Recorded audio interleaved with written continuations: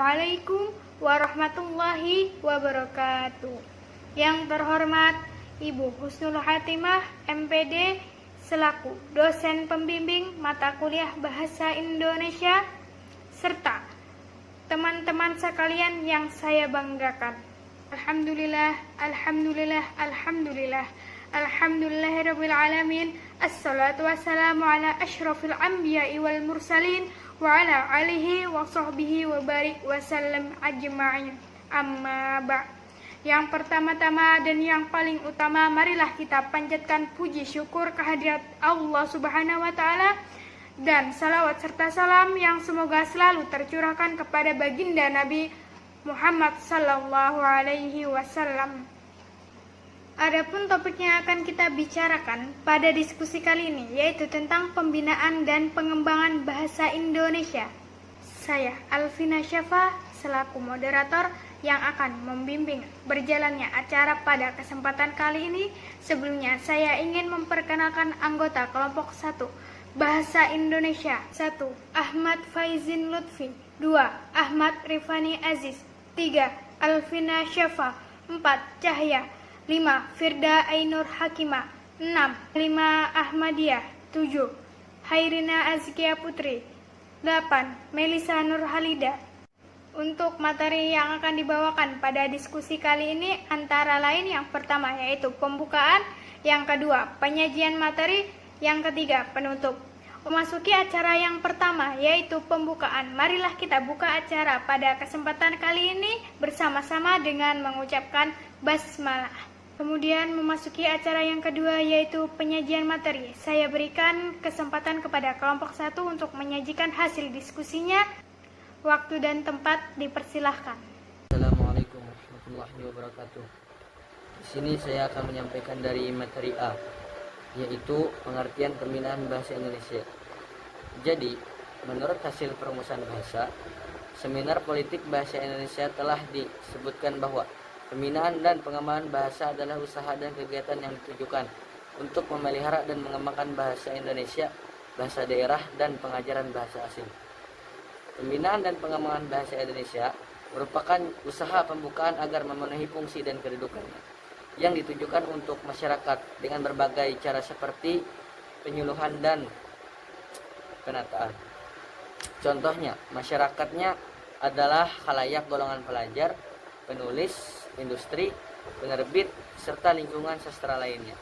Sekian yang dapat saya sampaikan. Mohon maaf atas segala kekurangannya. Wabillahi taufiq wal hidayah. Assalamualaikum warahmatullahi wabarakatuh. B. Pembinaan bahasa Indonesia. A. Penumbuhan tujuan sikap. Sikap bahasa adalah salah satu sikap dari berbagai sikap yang mungkin ada. Sikap adalah kesiapan beraksi, kesiapan mental, dan syarat yang terbentuk melalui pengalaman yang memberikan arah kepada reaksi seseorang terhadap semua objek dan keadaan yang menyangkut sikap itu. Sikap memiliki 3 komponen, yaitu 1. Komponen kognitif adalah pengetahuan kita tentang bahasa secara keseluruhan sampai dengan penggolongan serta hubungan-hubungan bahasa tersebut dengan bahasa Indonesia, bahasa asing, atau bahasa daerah. 2. Komponen afektif menyangkut perasaan atau emosi yang mewarnai atau menjiwai pengetahuan yang terdapat di dalam komponen kognitif. Komponen afektif menyangkut nilai rasa, baik atau tidak baik, suka atau tidak suka. Target yang hendak dicapai dalam kegiatan pembinaan bahasa yang amat penting adalah menumbuhkan sikap yang positif terhadap bahasa Indonesia. Sikap positif tersebut tidak dapat diukur dengan angka-angka, tetapi dapat dilihat dalam komponen perilaku. 3. Dalam komponen perilaku terdapat nilai moral yang muncul dan berhubungan erat dengan kecenderungan berbuat atau beraksi dengan cara tertentu. B. Meningkatkan kegairahan. Kegiatan pembinaan juga mempunyai target dalam meningkatkan kegairahan berbahasa Indonesia.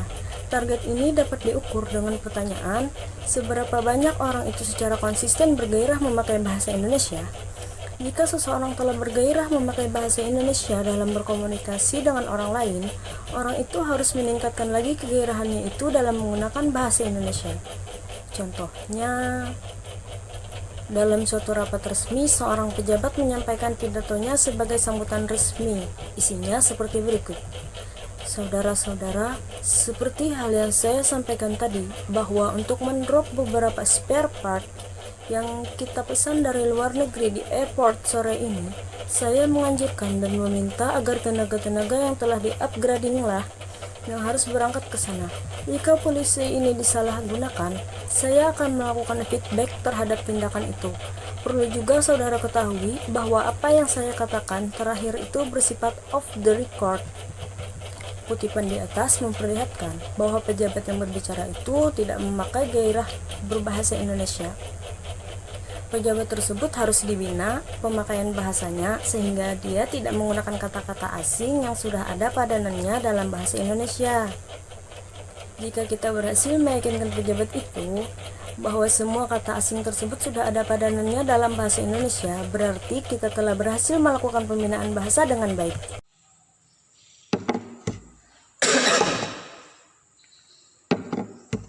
Assalamualaikum warahmatullahi wabarakatuh. Halo teman-teman, nama saya Ahmad Ripani Aziz M, bisa dipanggil Ripani atau Pani, dari kelompok 1 Bahasa Indonesia.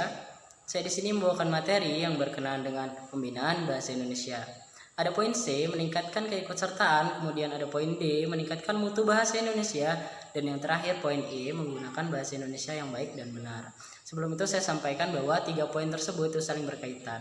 Singkat waktu, poin C, meningkatkan keikutsertaan. Di sini artinya setiap individu atau kelompok mengkaji lebih dalam yang mana sih kata-kata dan kalimat-kalimat yang benar menurut Kamus Besar Bahasa Indonesia.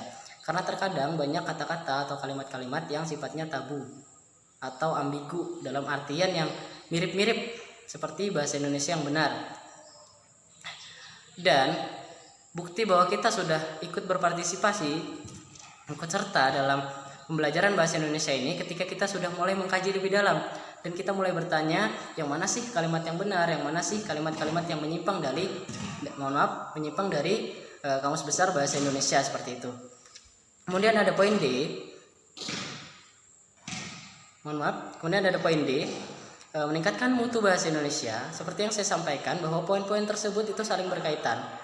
Nah, setelah kita sudah mempelajari, mengkaji lebih dalam yang mana sih kata-kata yang benar dalam berbahasa Indonesia, dengan itu kita bisa meningkatkan mutu bahasa Indonesia. Mutu di sini artinya kualitas dalam berbahasa Indonesia. Ketika kita sudah mengkaji lebih dalam, menggunakan bahasa Indonesia yang baik dan benar sesuai dengan Kamus Besar Bahasa Indonesia, maka kualitas bahasa Indonesia yang kita gunakan itu akan menjadi lebih baik seperti itu.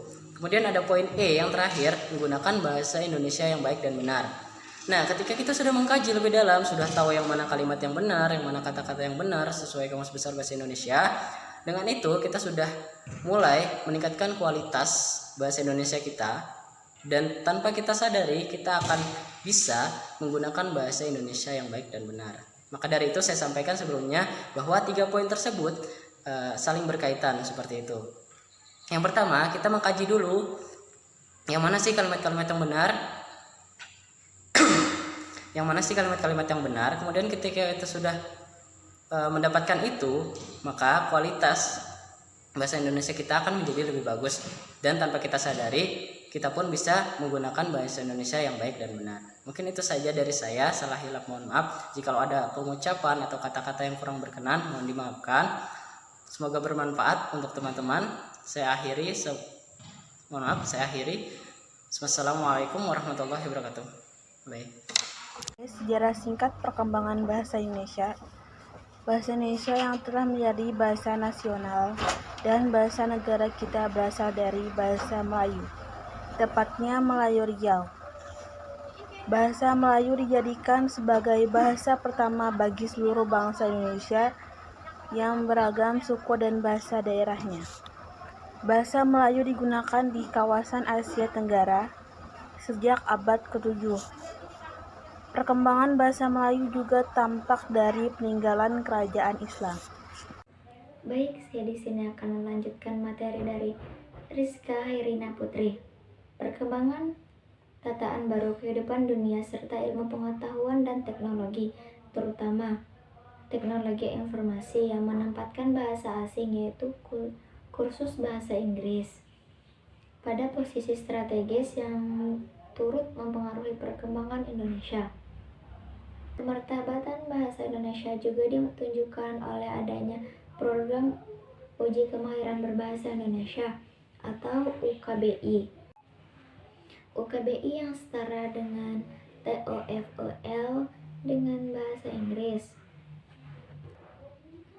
merupakan tes kemahiran berbahasa Indonesia standar dengan standar secara lisan dan tertulis untuk mengukur kemahiran berbahasa baik penutur jati maupun penutur asing.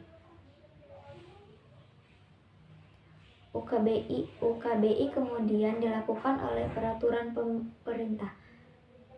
UKBI dapat dipakai sebagai salah satu persyaratan bagi penerimaan mahasiswa baru, penerimaan pos atau PNS, penerimaan guru, eksekutif, legislatif, dan penutur asing yang bekerja di Indonesia. Bahasa Indonesia memiliki 3 kedudukan, yaitu yang pertama, kedudukan bahasa Indonesia sebagai bahasa nasional. Kedudukan pertama bahasa Indonesia adalah sebagai bahasa persatuan. Hal ini tercantum dalam Sumpah Pemuda. A. Lambang kebanggaan kebangsaan. B. Bahasa Indonesia mencerminkan nilai-nilai luhur yang mendasari perilaku bangsa Indonesia. C. Lambang identitas nasional. D. Bahasa Indonesia mewakili jati diri bangsa Indonesia. Selain bahasa Indonesia, terdapat pada lambang identitas nasional yang lain, yaitu bendera merah putih dan lambang negara Garuda Pancasila. E. Alat perhubungan antar daerah dan antar budaya. F. Masyarakat Indonesia terdiri dari berbagai suku dan bahasa yang berbeda-beda. G. Alat pemersatu bangsa. Saya akan menyampaikan materi tentang kedudukan dan fungsi bahasa Indonesia sebagai bahasa negara. Bahasa negara sama saja dengan bahasa nasional atau bahasa persatuan. Artinya, bahasa negara merupakan bahasa primer, digunakan pada kesempatan yang formal. Berikut fungsi bahasa Indonesia sebagai bahasa negara. 1. Bahasa Indonesia itu sebagai bahasa resmi kenegaraan. 2. Kedudukan pertama bahasa Indonesia dibuktikan dengan digunakannya bahasa Indonesia dalam naskah Proklamasi Kemerdekaan Republik Indonesia. 3. Bahasa Indonesia sebagai alat pengantar dalam dunia pendidikan. 4. Kedudukan kedua bahasa Indonesia dibuktikan dengan pemakaian bahasa Indonesia sebagai bahasa pengantar. 5. Bahasa Indonesia sebagai penghubung pada tingkat nasional untuk kepentingan perencanaan dan pelaksanaan pembangunan serta pemerintah. 6. Kedudukan ketiga bahasa Indonesia dibuktikan dengan digunakannya bahasa Indonesia dalam hubungan antar badan pemerintah. 7. Bahasa Indonesia sebagai pengembangan kebudayaan nasional, ilmu dan teknologi. Dan yang terakhir adalah kedudukan keempat bahasa Indonesia dibuktikan dengan penyebaran ilmu pengetahuan dan teknologi. Jadi di sini saya akan menyampaikan materi C tentang kondisi pengembangan bahasa Indonesia. Pengembangan bahasa Indonesia saat ini sangat memprihatinkan. Contohnya, dalam ruang publik bahasa Indonesia saat ini sudah tergeser oleh bangsa asing. Ruang publik yang seharusnya dapat menunjukkan identitas keindonesiaan menggunakan bahasa Indonesia ternyata sudah dijejali oleh bangsa asing. Contohnya seperti pertokoan, restoran, ataupun nama all shop, bahkan nama-nama kain pun menggunakan bahasa asing. Berdasarkan penjelasan pada pembahasan, dapat disimpulkan bahwa pembinaan dan pengembangan bahasa adalah cara atau kegiatan usaha yang ditunjukkan untuk memelihara dan mengembangkan bahasa Indonesia, bahasa daerah, serta bahasa asing supaya dapat memenuhi fungsi serta kedudukannya. Memasuki acara yang ketiga, yaitu penutup. Dengan berakhirnya rangkaian acara tersebut, maka berakhirlah pula pertemuan kita pada diskusi kali ini. Terima kasih pada kelompok 1 atas partisipasinya. Untuk mengakhiri acara diskusi kita, maka marilah kita bersama-sama mengucapkan hamdalah. Saya Alvina Syafa memohon maaf yang sebesar-besarnya apabila terjadi kesalahan kata pada diri saya. Akhir kalam, assalamualaikum warahmatullahi wabarakatuh.